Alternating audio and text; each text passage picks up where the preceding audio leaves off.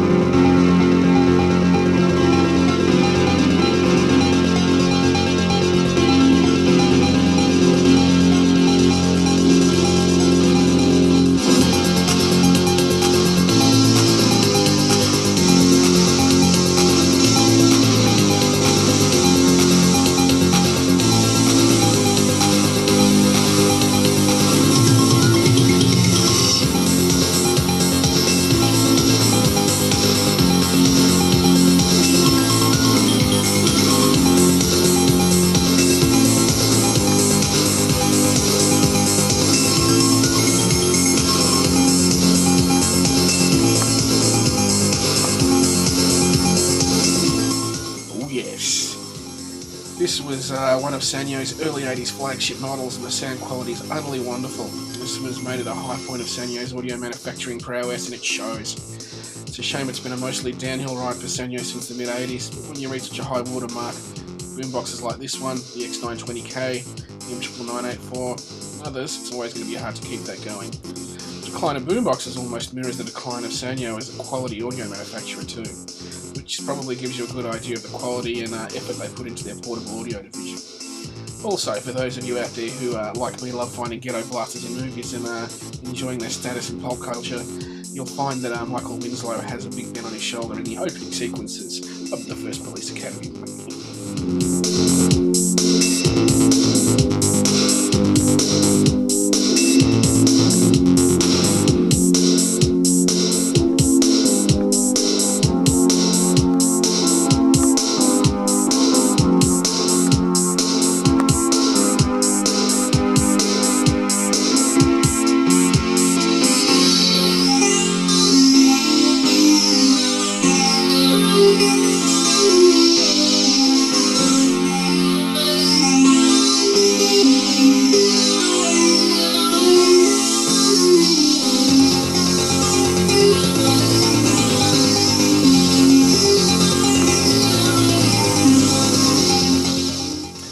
Back to what it's all about. This is all about the Big Ben. I'll say it right now, and this big one-piece boombox is a very close match to the all-powerful and godlike JVC RCM90. The JVC has the Big Ben beaten for volume, no real question there, but in pure fidelity and sound, the Big Ben matches, in some occasions eclipses the mighty M90. I know this may sound like sacrilege.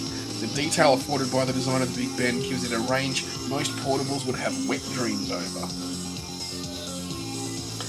The big reason for this is twofold. First and foremost, and most obviously, is the superwoofer hiding behind the big grille in the middle. It is essentially a subwoofer that is taking care of all the low end, and it does so beautifully.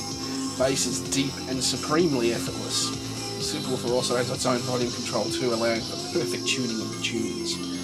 This frees up the front-facing speakers to take care of all the mids and highs, and boy howdy do they take care of them. I'd say this radio is capable of more treble than the average human being can sanely deal with. Cranking the treble on this radio will take you to hi-hat heaven, and you won't believe your ears till they start to bleed. Keeping the treble out of the danger zone, which is almost anything past zero, will give you bright, crisp, clean highs that will astound and enrapture your ears. The clarity is truly magnificent. Combine this with the superwoofer performance, and you've got a soundstage that can bring even the flattest sounding music to glorious life. There's also a very nice expand stereo mode for the sound that gives you a wider stereo sound experience. This works by putting the tweeters out of phase slightly. It's not an uncommon feature on portables. The expand mode on the Big Ben, however, is one of the best I've heard with very clean imaging.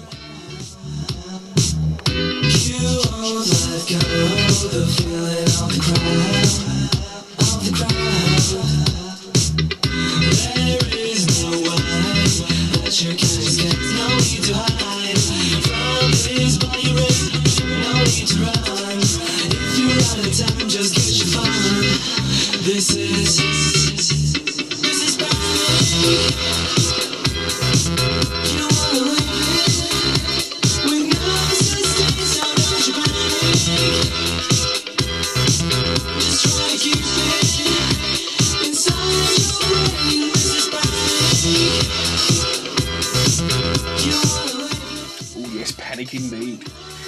As we can see by the features on the Big Ben, it really leaves you wanting for very little. The deck is super high quality and has some of the best sounding recording and playback I've experienced on a portable. Now, often Big Bens have non-functioning tape decks, as was mine when I picked her up. These decks are not easy to repair in any way, shape or form. Rebelting them isn't for the faint-hearted, and if the motor goes, be aware it's a non-standard motor. I had to enlist the services of my local technician for this, and the downside is the pitch control plus the LEDs next to play, record and pause aren't working. I found this to be a very small price to pay though in the long run, as the cassette playback is a wondrous joy to experience. They ride the rules, you better not to break. You can break. You've got your way, the only one at stake. You can take. There is no way that you can escape. No need to hide from this body rape. No need to run. If you're out of time, just get your fun. This is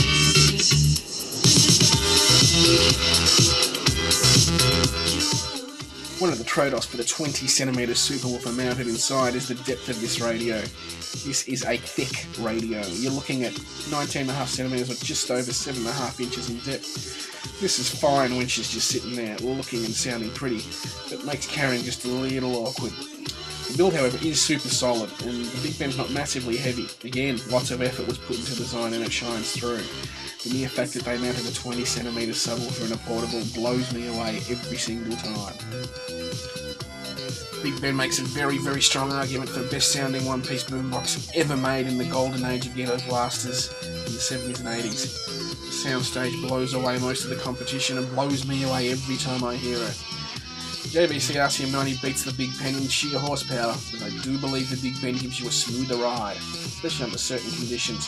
Certain music types seem tailor-made for the soundstage created by this behemoth of power.